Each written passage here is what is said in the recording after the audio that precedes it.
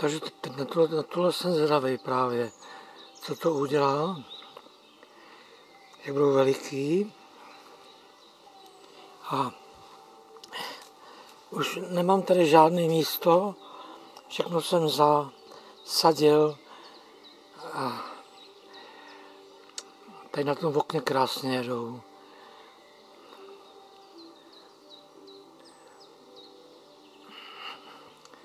Říkám, jsem zvědavej.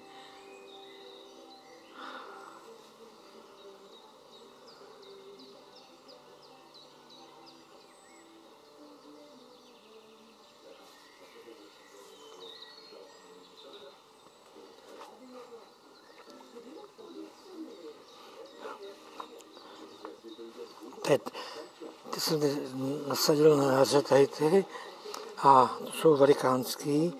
To je, co to je? Blue Gold a ty taky jedou krásně. Ty mám vepředu, mám jich 9 a ty jedou. A vypadá, že ostružiny budou, že tady bude strašně ostružin. A taky tu jsem pytlal, to byl takový klacík 10 cm a dlouho roky prostě vůbec nechtěl vyjet a najednou teď krásně vyjel, už druhý rok a ostružiny. A tady jsou takový ty velikánský ostružiny, černý. Takže to máme takhle v těch kýblích velkých nebo sudech a je tady 70 rajčat, 70-80 rajčat, 30-40 paprik, jo, různý druhy. Tak jsem zvědavý, no, co to udělá. Tady to je ten, ty taky jedou strašně moc.